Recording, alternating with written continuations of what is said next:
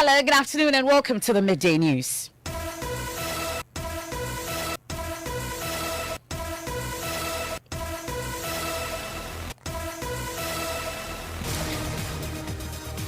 The news is live from our studios here at Kukumlimle's Joy 99.7 FM here in Accra and Kumasi. We're live on Love 99.5 FM and affiliates across Ghana's 16 regions, including Bewa Radio in Yendi, Gaskier FM in Techiman, Jata FM in Karaga, and KTU Radio in Koforidua. For our global audience, please download the My Joy Online app from Play Store and App Store to listen live. In this edition,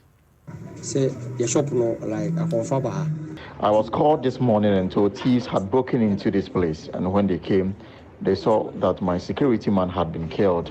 They also took away our safe and generator. Another day, another crime in the Ashanti region. Suspected robbers gunned down a watchman at A2 Enterprise, an aluminium products dealership venture at Santasi Kokobing in Kumasi. We have details. Plus, we speak with a criminologist on this disturbing trend. Also in this bulletin, residents of some parts of Kumasi demands immediate government intervention to address flooding in the city, as some recount their near-death experience after last night's downpour. My brother, would you even bother to think of your key once you have been carried away from the main road to this part? But I believe by that point, all that they were thinking about is them dying. But with God's help, the guy was able to come in to open and got those guys out. Also in this package,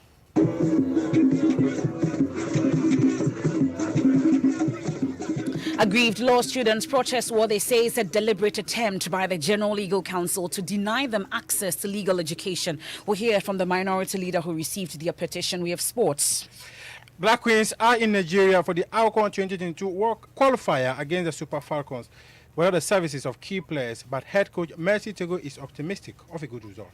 And later in showbiz, we have the section 208 of our Criminal and Other Offences Act, which says that you face up to 3 years in jail if you don't verify and spread false statements, rumor, or reports that can cause fear and panic.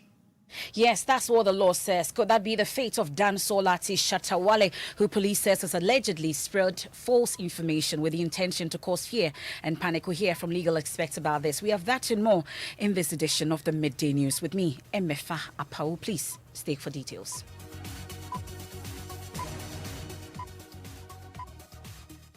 Many thanks for your company. This is your home of independent, fearless and credible journalism. This afternoon, police in the Ashanti region have launched investigations into the latest shooting to hit the region this morning. Suspected robbers earlier today gunned down a watchman guarding the office of A2 Enterprise, an aluminium products dealership venture at Santasi Kokobing in Kumasi.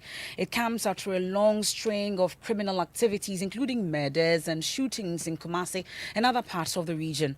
Well, today, 49-year-old Busumpim Ando was found dead with stab wounds and his body dragged inside the A2 Enterprise shop. Manager of the shop, Stephen Ochi, says the robbers made away with an amount of 89,000 cedis and a power generator. I was called this morning and told thieves had broken into this place. I told my secretary to inform the police. And when they came, they saw that my security man had been killed. They also took away our safe and generator.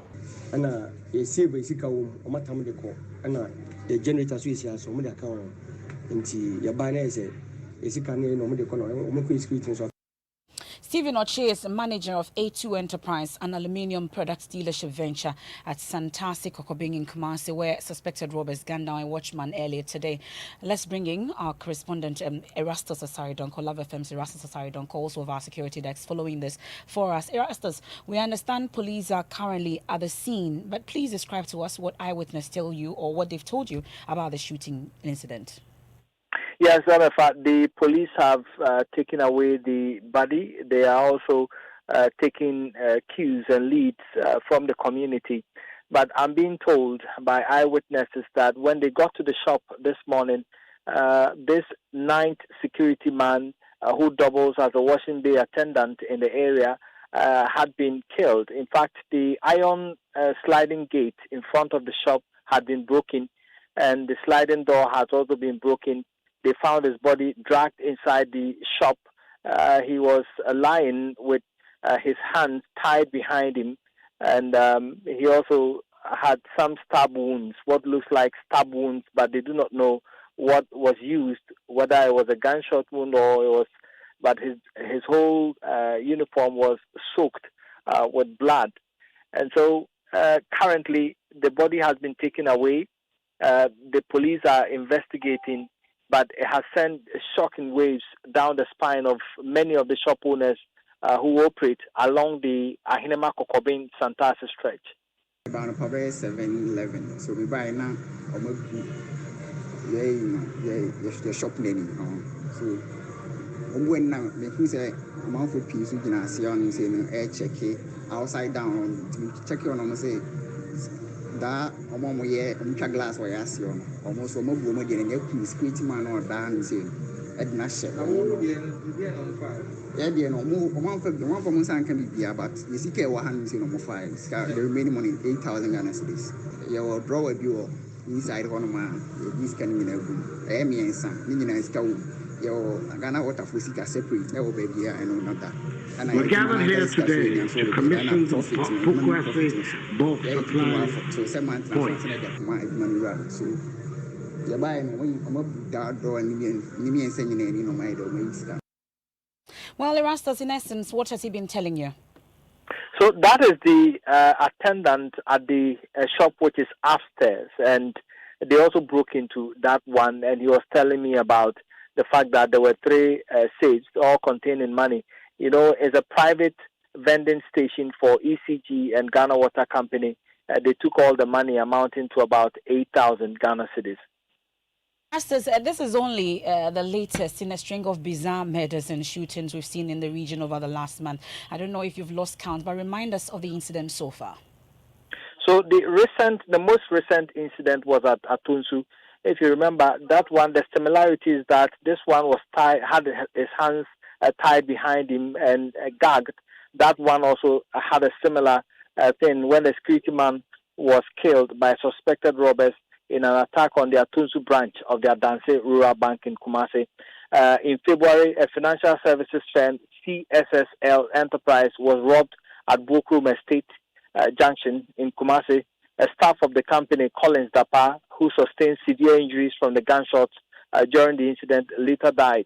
In June, 2 gold dealers were shot and robbed of their gold and money at Manso Mosikrum in the Amansia South District when 4 suspected robbers stormed the area for a gold heist.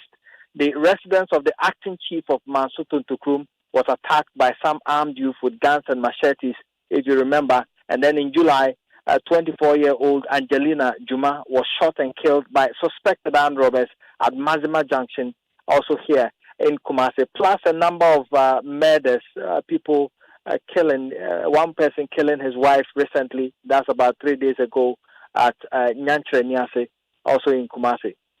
Well, that's my colleague Erastus Asari Donko there, bringing us up to speed on this latest incident, plus giving us a reminder of the incidents so far. We've been joined on the line by a criminologist at the KNUST, Dr. Jones Opokuwari.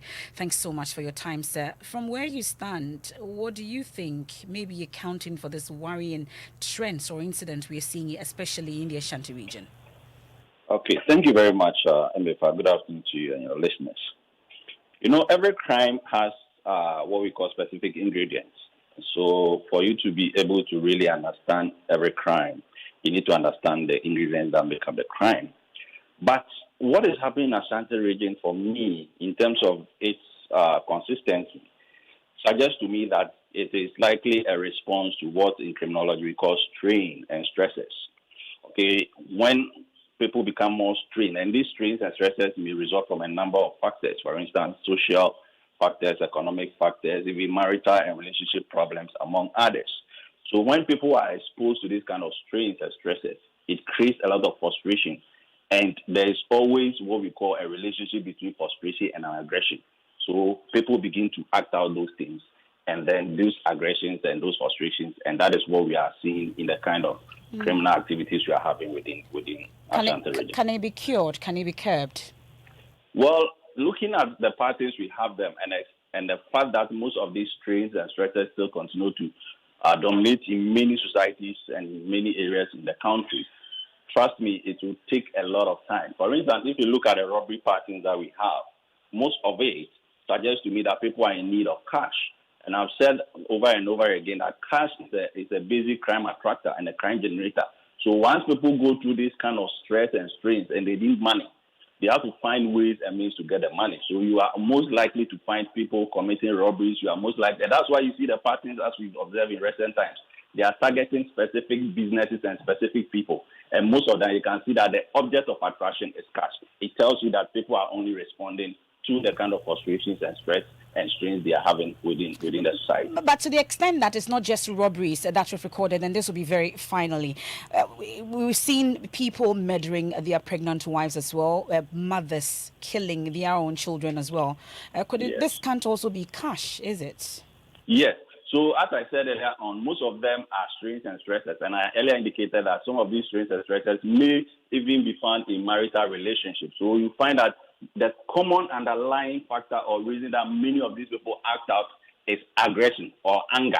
Okay, and the anger germinates from the father. Maybe they are angry because they suspect the other partner to be cheating or something or be causing infidelity and all that. So there is that kind of strains and stresses even in marital relationship. And as I said, once these kind of things are there, okay, people are going to act the aggressions out. And unfortunately, many times murder patterns is what results in the exercise of these aggressions.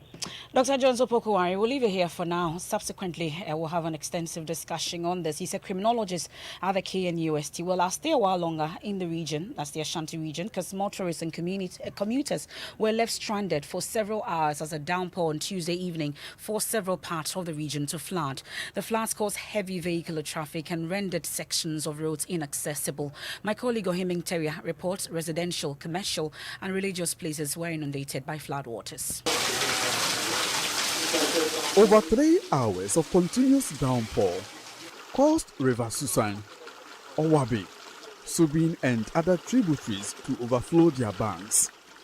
Asokwe Mampong Sepetimpom, Kumasi Barkase Ofinsu roads, among places were blocked for several hours as they were taken over by flood waters. Motorists and commuters were trapped for several hours amidst heavy vehicular traffic. Vehicles, including this Toyota Camry and tricycles, were swept away by the flood waters, trapping occupants on board.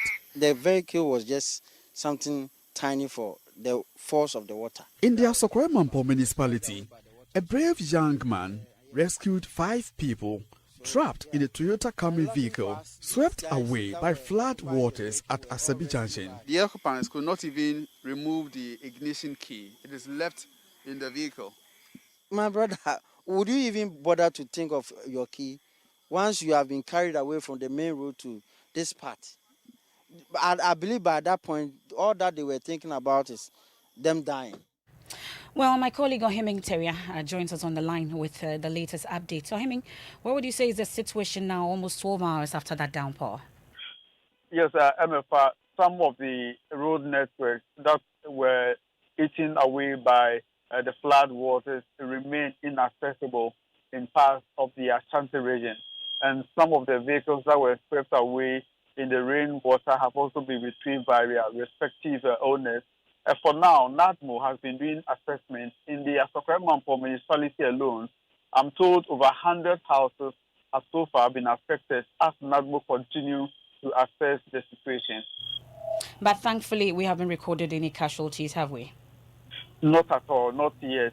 But NADMO says it is still, tabulating information from all the districts, and this information will be made available at the regional level once they are done. Okay, that's my colleague Ohiming Teria. Well, in a related development, the Environmental Protection Agency is partnering the Minshia Palace to map out and preserve some wetlands in the Ashanti region. Now, this forms part of measures to deal with the persistent flooding of parts of the region. The partnership will also strengthen the prosecution of persons who develop wetlands. Nana Ojima was at the Minshia Palace where the EPA paid a courtesy call on the Asante Hene Otumfo Seitu II. According to the National Disaster Management Organization, At least 12 flood-related deaths have been recorded in the Ashanti region this year. Many residential and commercial areas have now become flood-prone. Though poor drainage system in the city is ascribed as a cause, building on wetlands and waterways have come up strongly. NADMO has submitted reports of houses sitting on waterways for demolition, but city authorities are yet to take action on them. Under the new partnership, the EPA with authority has mapped up and encumbered identified wetlands in the city. Chief Executive of the EPA, Henry Kokofu, explains the need to educate the public for the conservation of wetlands. Wetlands are not necessarily wastelands. So they are areas of high sensitivity when it comes to environmental issues. And these are areas where biodiversity conservation takes place. So if you destroy them, if you develop on them, if you build on them, you are destroying our very life. These wetlands serve as sinks for flooding waters. They take them, sieve down there to recharge the underground water or groundwater recharge. So please don't destroy wetlands. We have taken it upon ourselves, together with Mensia, to encumber all such wetlands. And you will see those signposts there. EPA/Mensia Protection of Nature Reserve. Please don't encroach. Already, the Mensia Palace EPA partnership has commenced restoration of vegetative cover around Lake Bosomtwe. That's my colleague Nanaya Ojima with that report.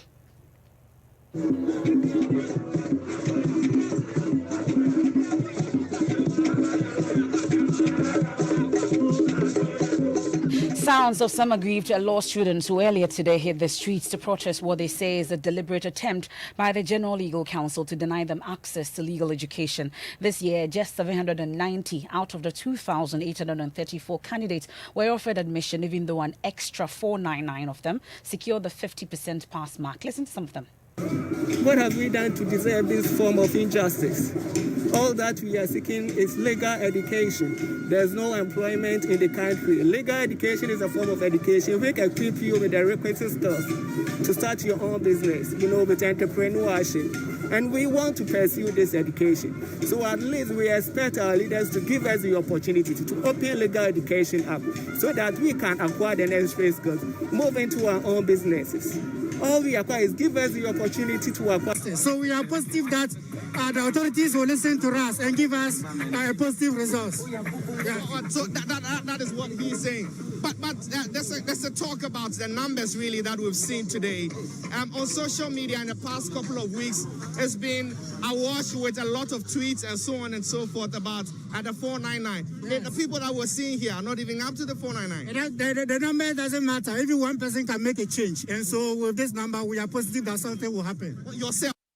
So in the last few hours, the students had been to Parliament where they presented a petition which was received by the minority leader, Haruna Idrisu. Mano Kwanting joins us with more. Mano, what are their specific demands? Well, so MFR, the demands that they are making are specifically in relation to the 499 students who they say were denied admission into the Ghana School of Law after the 50% pass mark. They want all of them to be admitted immediately en masse. They are also demanding at this point an immediate reform in legal education to have the various faculties in the university to run the professional law course, MFR. Well, so the minority leader received that petition and he has a call on the president. Indeed, he received the petition on behalf of the leadership of Parliament and by extension the Speaker of Parliament. And he said that it's time for President Akufo-Addo to establish what he calls a legal education reform commission to review the status quo. We share a strong view that legal education should not be reserved for a select few in our country. We share that view, and we share the view that it should be made increasingly accessible and open without compromising quality to increasing number of young Ghanaians who want to develop careers in law. Our governance system, our legal system, and our judicial system can only be better with adequately trained professionals in law and paralegal. So thank you very much. At least we understand that it was peaceful and no incident. We want to commend you for that. Well, so Manuel, do we know also whether the students' leadership are presenting their petition to any other institution? Indeed, the initial plan was to present a petition first to the Attorney General. They've changed their mind because they say that he is indeed part of the problem. Now we're currently on the Liberation Road headed for the Jubilee House. And they're going to present a petition to the presidency and ask for an immediate action from the presidency also. That's my colleague Manuel Cranting there. Well, a 400-acre land at Gomoafete in the central region is fast becoming a replica of the old onion market at Agbogloshi. In July this year, Greater Accra Regional Minister Henry Quartey supervised the relocation of onion sellers to Ajin Kotoku after decades of failed attempts. As their old site undergoes development, Joy News checks have revealed some of the onion sellers are now occupying part of a 400-acre piece of land off the Winneba Highway. Manuel Cranting has more. Nobody is going to come back here. It is done. Nobody. Greater Accra Regional Minister Henry Quartey, as he led the relocation of the Agbogloshi onion sellers after years of failed attempts to move them to Ajin Kotoku. Indeed, they will not return, except some of them will find another spot at Gomoafete off the Winneba Highway to resettle. Dominase, as a new market space is called, sits on an undeveloped 400-acre landmass. Deputy Mankrado of the Achimpim traditional area, Emmanuel Kumsin, explains how the land was allocated to the traders. The Onion Sellers Association, they came to the Omahene Achimpim Traditional Council, the president, and they gave them 40 acres. He speaks of plans to develop an ultra-modern market square on the land in the long term. We are having those who are coming to invest this area for that from China. But as more people find their way to the market, so do trading activities increase there. Market is booming. You know, onions, you have already market, you understand? So wherever you go, market keep moving. This is despite its proximity to the highway. Ali Fari speaks for the Onion Sellers Association. Yeah, people get, I think we got about 6 people. And just as we spoke, another trader got knocked down by a speeding taxi. The taxi just knocked it down right now. That's what I'm talking about. We really need the speed ramp right here. That's my colleague Manuel Cranting with that report. This is the Midday News here on Joy 99.7 FM. Also live on over a dozen affiliates across Ghana's 16 regions. And it's another day, another crime in the Ashanti region. We've been looking at the situation as suspected robbers gunned down a watchman at A2 Enterprise, an aluminium products dealership venture at Santase Kokobing in Kumasi. Also, aggrieved law students protest what they say is a deliberate attempt by the General Legal Council to deny them access to legal education. When we return from the break, we have sports, and Shraj demands answers from Defense and Interior Ministers, IGP and Chief of Defense Staff over election 2020 related deaths. We have details of Shraj investigations following a petition by 2 legislators on the matter. And later in showbiz, we have the section 208 of our Criminal and Other Offences Act, which says that you face up to 3 years in jail if you don't verify and spread false statements. Could that be the fate of Dan Solati Shatawale, who police says has allegedly spread false information with the intention to cause fear and panic? We'll hear from legal experts about this. Please stay.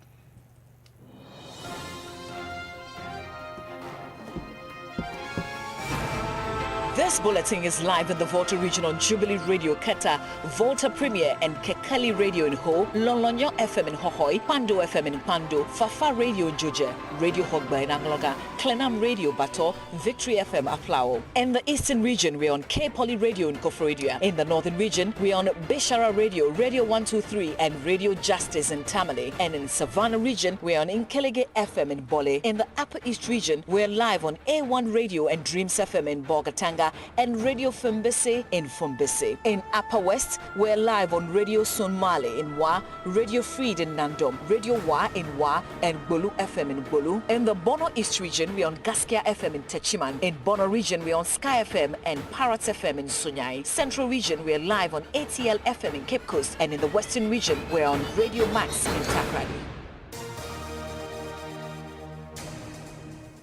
Many thanks for your company. Let's do sports now. Head coach of Black Queens, Mercy Tego, has assembled a team for ALCON 2022 qualifier.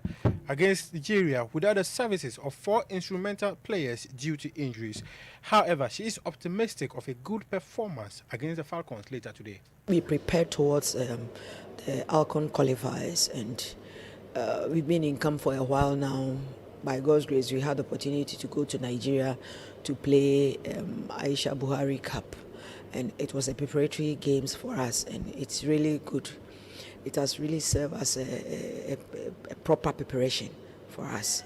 Unfortunately, most of my foreign-based players played their various clubs league matches, and unfortunately for me, almost everybody got injured. Sharifa had a serious injury at the hip. Eunice Beckman also had a muscle tear, and 1 or 2 of them had their documents not completed. However, I have a few others who are ready. So far, so good. And I have the belief in this current crop of players that I've selected. That is your sports for now. Thank you very much, Muftau. Now, this afternoon, the Commission on Human Rights and Administrative Justice, Raj, is demanding answers from the Defense and Interior Ministers, Inspector General of Police, on casualties during the last election. Joseph Wettal, in a letter to heads of the security agencies and ministries, is seeking explanation on deaths and injuries that occurred during the 2020 polls. So the 2 legislators, Samuel Okujeto Ablakwa, Noftong MP, and Emmanuel Amakofibwa, Elembele MP, have petitioned the Commission to investigate the excesses of the last general election. So the petition mainly borders on events that happened at the Techiman South, Odododio, Ablekuma Central, and Savelugu constituencies. Thankfully, the Noftong MP, Mr. Okujeto Ablakwa, joins us on the line. I take it that you are in the loop on work done so far by Shraj on your petition. Satisfied with work done so far? Yeah, absolutely. I can confirm that Shraj copied us as petitioners when they wrote to the ministers for defense, for the interior, the IGP, the CDS, and all the persons they are seeking responses from. We are elated about this current development because what it confirms is that the Shraj is taking our petition seriously. They have opened investigations into it.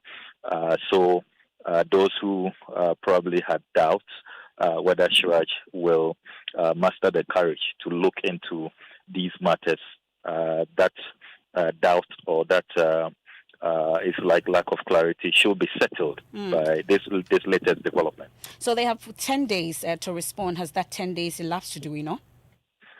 According to our lawyers, they have up to Friday. That 10 days will elapse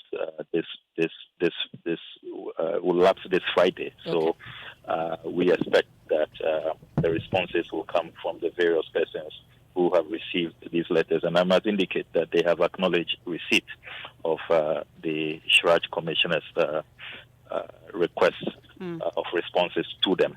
And how soon will be satisfactory for you in terms of completion of this probe? We do not want to dictate to Shraj how they should do their work. We are impressed with how Shraj has gone about its constitutional mandate so far. Look, at the end of the day, we believe that elections should be held in a very peaceful, in a very credible manner. There should be no gross human rights violations. Nobody should die, should be maimed just because of an election. We cannot build a democracy that way.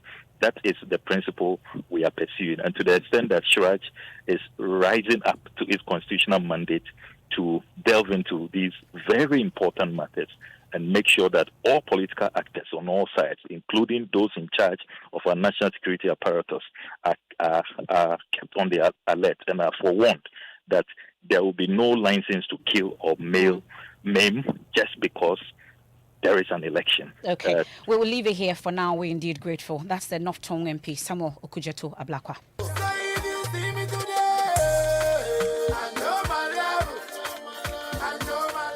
Dancehall artist Shatta Wale could face 3 years in jail if the police proves that he spread false information with the intention to cause fear and panic. The musician was arrested after he claimed an alleged gunshot attack on him. 2 others, Kojo Owusu-Kranting and Eric Venato, have also been picked up for the same reason. The musician is assisting police in investigations as his lawyers attempt to seek bail for him. So what charges is Shatta Wale likely to face, and what will be his punishment? Private legal practitioner Samson Ladi Anyenene sheds lights on the law of misinformation. We have the section 208 of our Criminal and Other Offences Act, which says that you face up to 3 years in jail if you don't verify and spread false statements, rumor, or reports that can cause fear and panic. So then what happens to Bishop Stephen Akwesi, Jesus Abrantia, who prophesied that Shatta Wale will be shot? The point where we are talking about some prophets who begins all of this, the charlatans who come in the name of God and make all these prophecies. Because the law allows that if you are a relative of these people or you are one of them yourself, and by these prophetic declarations that are made public, you apprehend some fear. And out of that, you suffer some shock as a result of that kind of doomsday broadcast. That's private legal practitioner, host of The Law and host of Newsfile, Samson Ladi Anyenene, ending today's edition of the Midday News on Joy 99.7 FM. On myjoyonline.com, Robert Skill, security guard of aluminium company, steel products worth 89K. Send us your comment on 2020 election debts charged to Defense and Interior Ministers. IGP Ekufado is the Moses of our time. Trifo Hemang, Chief. That and more on myjoyonline.com. I am Emefa Apau. As always, many thanks for your company. We have Living Word with Pastor Mensel Tebel. Please stay for it.